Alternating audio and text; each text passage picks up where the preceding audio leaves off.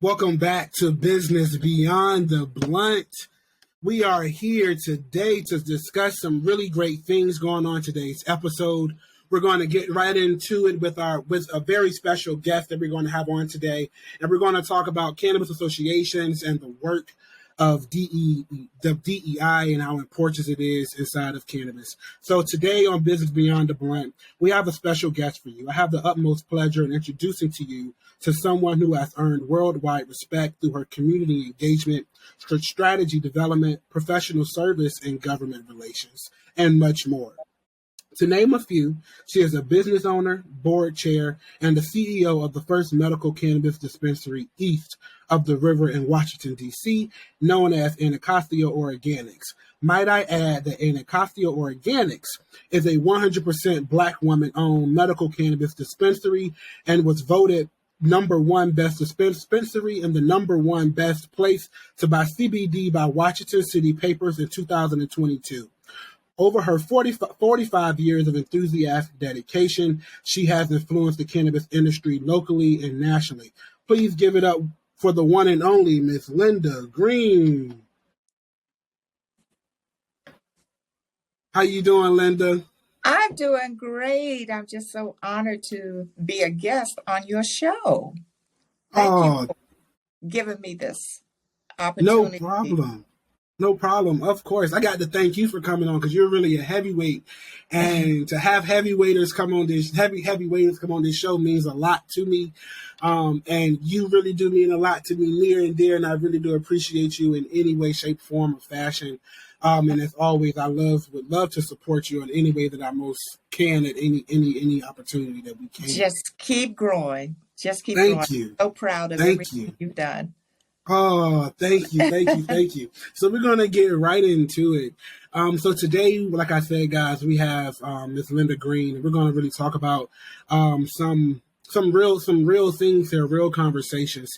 Just so you guys know, here at Business Beyond the Blunt, we do focus on ancillary opportunities in cannabis businesses, but we also look at business owners who are operating and actually on the cannabis side as well, because that's still the business beyond the blunt, and what it takes to continue and further the development of the market and the industry.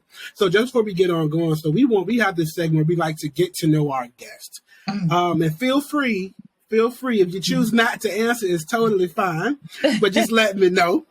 Okay. But we truly would like to know, what was your introduction to the regulated cannabis industry? Oh, to the regulated cannabis industry. Which one you want to talk about? Product of the 60s. So I was introduced to that many years ago. But the regulated cannabis industry, I didn't even know it existed in Washington, D.C., to be totally honest with you. And as much as I'm involved in D.C., and I was out with some friends one night at dinner, we got together every month, and someone mentioned that D.C. had legalized cannabis, and all of us are same age group, and we looked at each other and said, "What?" And then we said, "Well, we should go into that." Yeah. So a couple of us actually, got together and decided we were going to explore it, and it just went from one thing there to to another. But there was like a 4-year discovery period before I actually got the city to open up the opportunity for longtime residents, minorities, and women to get a license in DC. And I applied for that license, and I won it. And since then, the story's history. Yes. As they say. That is truly amazing. Truly amazing. What is your preferred method of consumption if you do consume? Well, I was also a cigarette smoker. Okay. And I smoked a lot of cigarettes in my life. Thank God. By the grace of God, I don't have lung cancer or anything. But I quit in 2004. Okay. So therefore, I really don't smoke cannabis. I typically use the edibles, the topicals, the bath soaps, all of that, rather than smoking it. But I do, on occasion, smoke cannabis and vape cannabis. Yeah. Got you, got you, got you. So it really is just those taking them in, but not the ingestion of the inhalation of it, and Right. really using it for the actual medical benefit of the plant. Well, I'm using it for the medical benefit. Yeah. When you get a certain age, you're going to have aches and pains. Hmm. And when you're stressed, you can't sleep. And when you're running an Right. illegal or federally illegal business, you damn sure not going to sleep. So Right. Right. I'm Right. definitely using it for that and to relax Hmm. and chill and Right.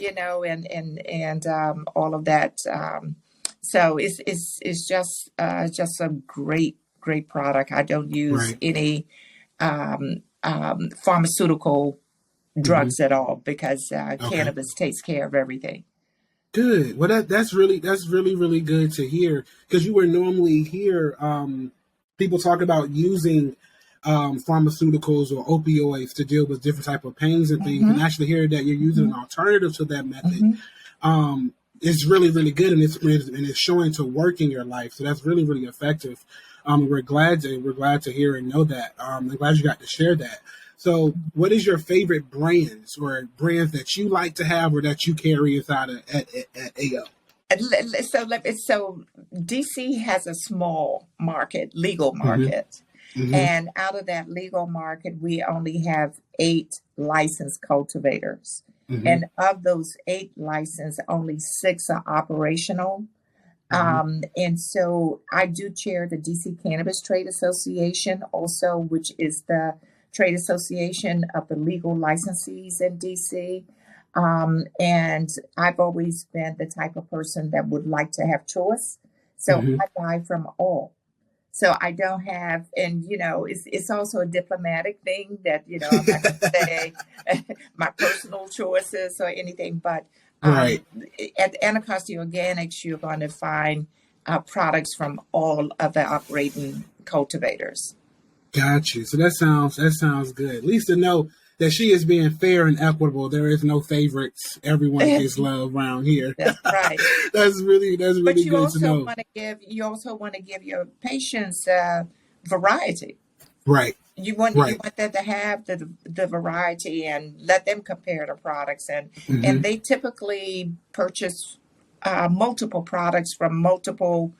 They mix the grows. So Got you. yeah. Okay. Okay. That is really good to hear. So now that we had some fun, let's go ahead and get into business beyond the blank. So could you provide? So we already started. You started a little bit going, telling us about the story of how you got into the industry. What was the formation of AO? What really made you decide to say I want to go ahead and do this? What made you say I want to be an advocate for cannabis? How did that happen? Well, my background is actually public relations and public Hmm. affairs. I still have my company, the Greene Group, and in that we've been a political strategist. We've done press media relations for Hmm. athletes, entertainers, major artists like Michael Jackson and others, and I've also represented the African heads of state multiple times, and I represented Mandela Okay. in the United States while he was president. And so, it's all over the place. But one of the things, and I'm a big civil rights person. I have been in, so I actually, was born in 1952. So I was in the middle of the civil rights movement, Hmm. and my life has been based on that. And particularly growing up as I grew up. And so I've always been involved in all the major associations, and I was fortunate enough to know all the civil rights figures that we honor today. Hmm. Um, and so I started Marion Barry, the mayor for life of Washington, D.C., was my best male friend. Got you. And his personal life was up and down, and at one point it was not that good, and he wanted to run for office again, and he asked me to run his campaign, which I did, and we won with 98% of the vote. Oh, she letting y'all know. She is letting you know she gets the job done. With a $36,000 budget, can you believe that? I Oh. mean, I campaign headquarters because we couldn't afford one. Uh, but Hey, still get the job Marion was just brilliant. He was absolutely brilliant, and I learned so much for him. And I worked as his chief of staff on looking at the data and looking at the inequities and everything, the real estate, everything. And so when we pulled the data of who had these licenses that had been awarded by the city, where were they from? How many were awarded to Black folk? How many were women? Why is it where 140,000 people live, there's no dispensary accessible to them, which is east of the river? Wow. So Ward 7 and Ward 8 in Washington, D.C., which I happen to reside in. And so they were having to go across they were being assigned dispensaries at one time. But 25% of the medical card holders lived in this community. Wow. And it's a community that is the most undercapitalized. I don't really like using the word underserved, but non-capitalized community, because that covers everything. And they were having to use additional funds to go get medication or just buy it off the street. And that's when I said, no, this is not going to happen. So I took that data to the mayor of the city and to the city council and told them that they had unintentionally discriminated against residents, minorities, and women, and that they needed to reopen the process. So that way we got that through on emergency vote, and they reopened the process for one dispensary east of the river to open. And I applied. But then at the process of doing that, I realized I'm going up against everybody from California, Colorado, everything. So, and I said, oh my gosh, how am I going to win against them? So DC has a certified business enterprise program. All my companies, I always get them certified business enterprise, CBE, in the disadvantaged small local business area. And so I was the only cannabis and the first one and the only one to have a CBE classification. So I went to the council and asked them to award additional points for that certification. And they did. But, at the same time, I knew I had to win an application, and I had all this community behind me, which people said, this is a drug infested community. They'll never get behind you, and this and that. The entire community supported me in the effort. That's amazing. That's amazing. It's really great to see how far you come and where you're at today. So it really is truly amazing. So what I would like to know, so when AO first started and you were working, you were being the CEO and owner for it, when did the Cannabis Trade Association come up for the DC Cannabis Trade Association? When did that happen? Good question, because the day that I was awarded my license for Anacostia Organics, by the way, I named it after the community we live. So where we operate. So this is historic Anacostia, which is located on the Anacostia River, which was home to the Anacostians, the Native Americans. And historic Anacostia was home to Frederick Douglass. And so it's a historical area. And so I live in historic Anacostia. So I wanted to pay homage to my community and to the Native Americans. So that's how I got the name. But I forgot what your question was. Excuse me. No need. It was, so how did your involvement with the DC Cannabis Trade Association come about? So I obviously knew all of the licensees because I had been participating with them during the time that I was researching for legislation in council and, working with them doing that. But one of them called me and asked me to join the weekly meeting, which I didn't know they had. I said, sure, I will, because it's a small group of licensees. And I said, sure, I will. And as soon as I joined the call, they were already on the call and they were all congratulating me. And I said, thank you so much. And, and this and that, another. And they had elected me chair without me knowing. I didn't even know the name of it. And then it was the DC Medical Cannabis Trade Association during that time.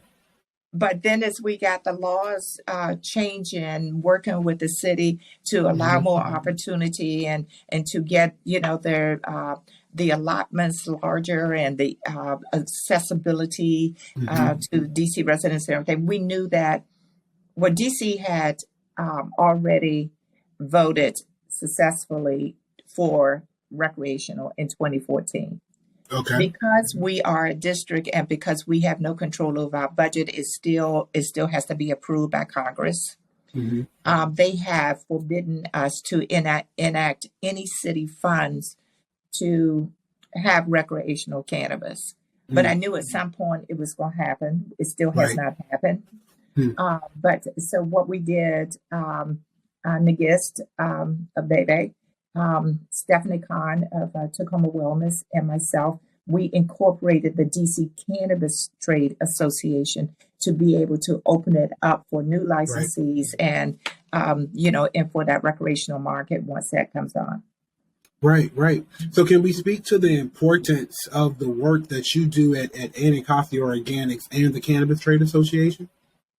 Well, we have made numerous changes and improvements in the cannabis industry. One of the first things that we did, which I'm very proud of, was to remove our oversight from the Department of Health, who was not cannabis friendly. Gotcha. Stagnated the cannabis market, the medical cannabis market, to the Alcohol Beverage Regulatory Agency, which is now ABCA, Alcohol Beverage Cannabis Administration. Okay. So that was one of our major things because we knew that we were not going to be able to get anything done under that. Right. But we worked collaboratively. Now we're the licensees, okay? We're competitors. We fight like any family, but we all come together at the end of the day for what's best for this industry. And so it's very heartwarming and to see all of the strides that we've made in the DC legal market. Right. Which is really great to see, And I commend you on that success. And I know the future success is going to come out of it. So let's switch gears a little bit. Let's talk a little bit about some of the trials and tribulations of owning and operating a cannabis business. You just don't have enough time. Since we can save some time, let's do high priority. High priority. Number one, we are operating a federally illegal business. So we are highly regulated, highly inspected. I mean, one little thing could cost us the license. And I think we don't have access to banking because we're federally illegal. Right. That's a huge issue, and it's a huge public safety issue. And we don't have the right to deduct any business expenses as any other business in the United States. Right. We're taxed by the 280 ERS tax law, which means that 65% to 85% of our taxes go to IRS based on revenue. Right. Revenue. So that leaves you very little to operate. Right. And if I can't get banking, that means I can't get a loan to put in my business. I can't get grants. We were all open during COVID. We were deemed essential, but we couldn't even apply for PPP money. Wow. So, I mean, it's all of that. Many of us who are licensees have had all of our credit stopped personally. Our home equity, our credit cards, cars, everything. So many of us, it goes beyond the business, right, into your personal life.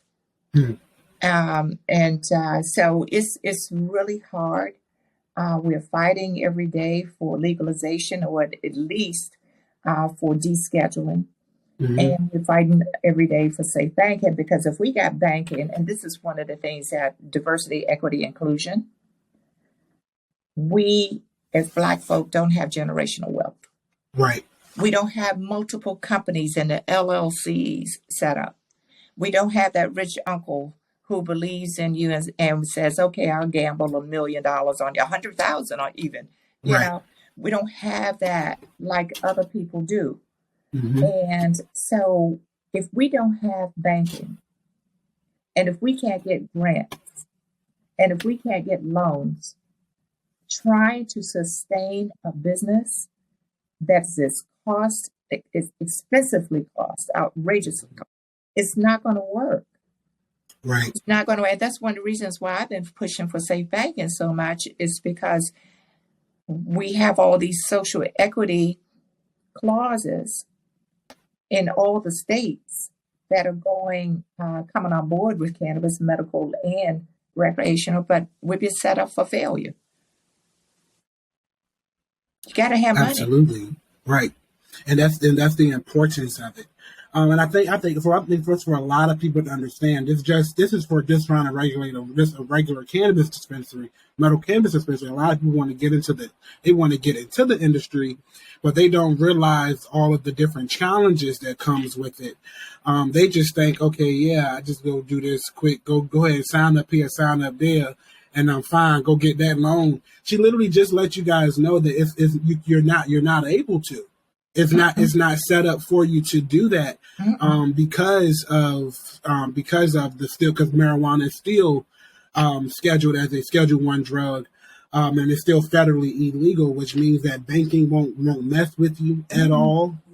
They can still be, because they're federally insured. Now there are some banks that do allow it, but it's very few, very very few, and it's at high risk on that loan as well, if I'm not mistaken. You're so true. Yeah. I mean, you're going to pay out of the yang. And then, even so going back to the cash issue, you can't store all that cash in the business. I mean, First of all, insurances. There are more insurances around this business than any business I've ever been into. And the insurances are out of the yang.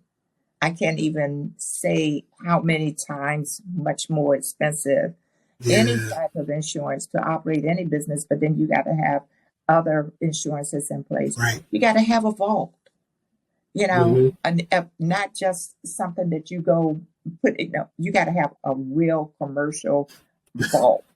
And, and then you got to have a transport company, because some banks have gotten creative and they're not FDIC insured, but they know that we needed help, so they're become depositories, and most of those depositories are not in the state where you operate, so you have to have the transport service with that, and those depositories, trust me, make more money than any bank would be making. Wow. The purchase that we have, and you can't do anything really with that, but maybe write checks for your vendors and have your staff paid by direct deposit. Wow. That's all you can do with those. That is really interesting. So with the the access to safe banking will allow for more public safety measures, of course, and also it'll allow for easier transactions, because if I'm not mistaken, everything is paid out in cash, unless you have an uninsured FDIC bank. So I don't operate in cash anymore, thank God. And I use a bank actually based in New Jersey. So I can pay my bills. I can do ACH. And like I said, my, health insurances and, and all of that through them. But that's all. It's a depository that is very limited on what you can do with those funds. Cool. Thank you for that insight. And I'm pretty sure people will really enjoy that and really think twice before getting into the industry, to look at the full spectrum of what you're going to be paying for. Like she just mentioned, security, you have to have those type of things, and there's this additional cost that most people typically don't even think about. And the IT, you just can't open up with regular IT from Comcast and stuff. You got to have you have to have very very sophisticated intelligence, proof, IT for everything. Mm-hmm. And, when you order equipment, it has to go through like a inspection, a secret inspection, and make sure no bugs are hidden in that equipment and this and that and the other. So there's so many other things that are just associated. Not only the security monitoring and the live security Mm-hmm. and the security guards, Right. but it's really expensive. But before I even opened my doors for business, I was already almost 2 million in a hole. Now, another thing that we haven't discussed is real estate. Mm-hmm. Where are you going to put your business? Right. So knowing that it's federally illegal, it's very hard to find landlords to lease to you because they know that they are leasing to a federally legal business, and the FBI and DEA and IRS can come seize their property at any time. Wow. Because they're allowing this business to operate. Mm-hmm. So that is, going back to generational wealth. We don't have warehouses sitting around at our family homes. Right. And stuff, Right. I don't got that. So, Yeah. it's very expensive. And this is, I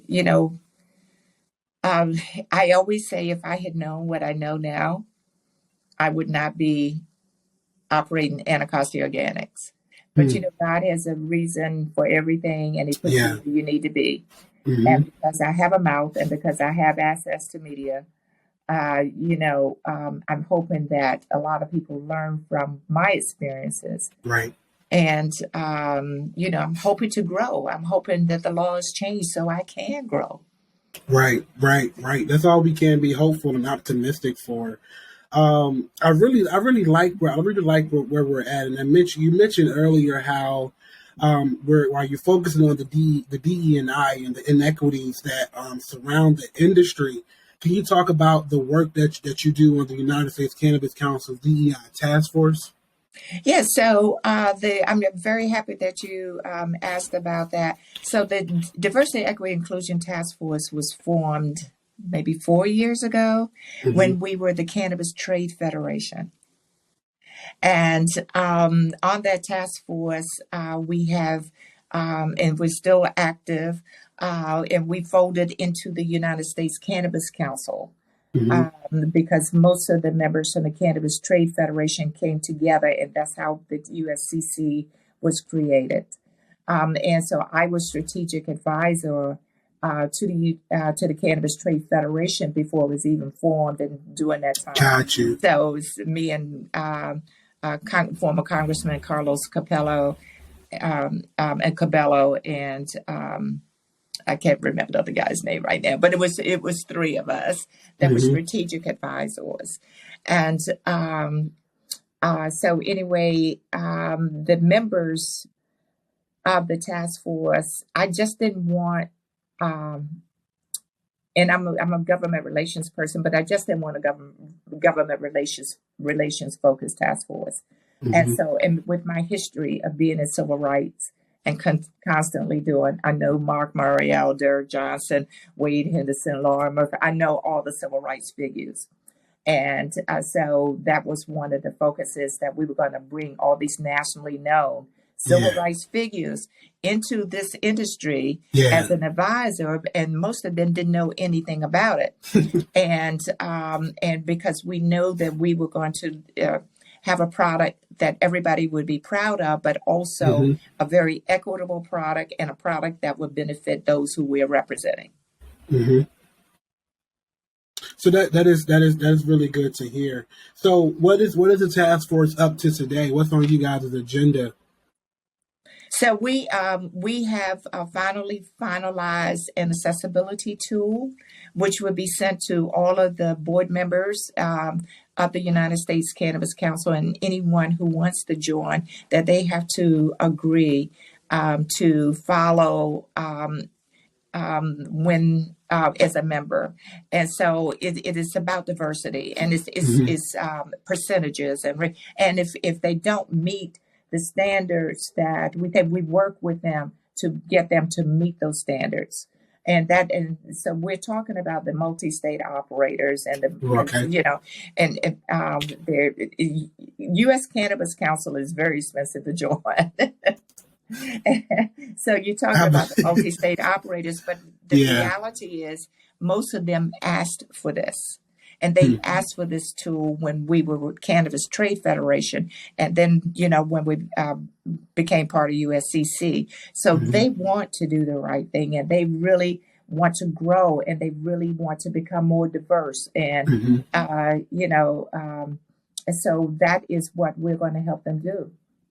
Right. That is really, really good. Really glad to hear and proud of the work that you guys were doing. Just really special shout out. So I do know during the time when I was working with the United States Cannabis Council as one of the interns, I had the utmost pleasure to really get to know a really great friend of both of ours now, Mr. Tahir Johnson. He was the social equity and inclusion director for the USCC, and he was really some really great work that he set up and done.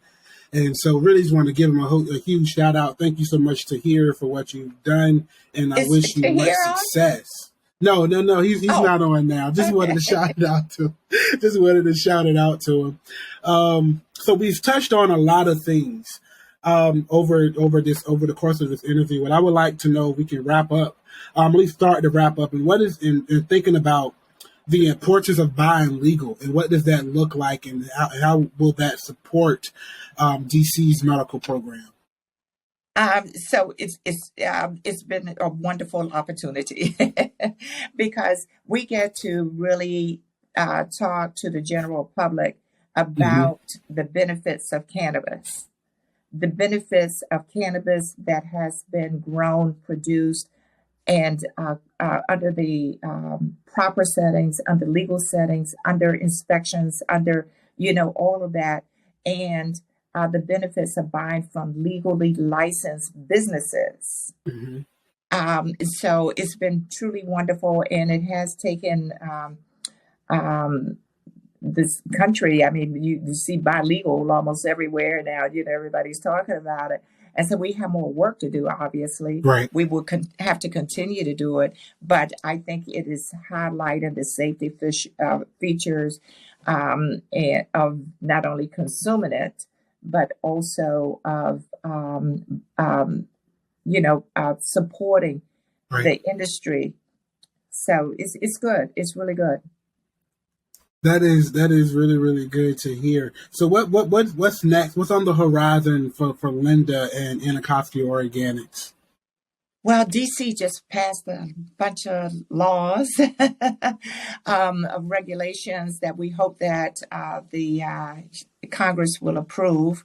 Since we are not able to exercise our rights to have recreational marijuana in DC, we have pushed the envelope. And that envelope, which I'm very proud to say that DC CTA was behind, was to allow anyone 21 and over throughout the world, not just United States, not just our territories, but throughout the world, to be able to self-attest, get their medicine through a legally licensed dispensary while they are in our city. And so so that gives them an option of not just walking out my door and going next door. So that gives them, they know that they are buying legally. They know that all these precautions are in place. And so that has been a major win for us. But at the same time, the city is now trying to transition the I-71, the Initiative 71 operators into the legal market. And we support that, because that means that they have to go through the same thing that we do as well. But you're getting quality cannabis. We don't know where that cannabis comes from. It's not coming from a legal entity in DC. It's coming across borders, which is federally illegal. And, they know they have to operate under the same laws and rules that we do, and they know the pain that we're going through, which is what we've been fighting. And they'll have to abide by the 280E. Yeah. Yeah, Yeah. well, where can people find you? Where can they come shop at? Where can they find you at on social media? Let the people know. Yes, I most certainly will. So, Anacostia Organics is located at 2022 Martin Luther King Jr. Avenue Southeast in Washington, D.C. We're open 7 days a week from 11 to 8, Sundays 12 to 5. We have home delivery, curbside pickup, and pre ordering online. And our social media is Anacostia Organics, pretty much. And I'm on Facebook, I'm on every day. So it's at Anacostia Organics, DC. We are changing it up. That's why you hear me hesitating because we're celebrating our 4th anniversary coming up next week, and we're changing our social media handles. Ooh, so exciting. But our website will have it all, anacostiaorganics.com. Cool. Ladies and gentlemen, Miss Linda Greene. Thank you. Thank you so much for tuning in to an episode of Business Beyond the Blunt. This is your boy Breon telling you to consume safely and safe blazing.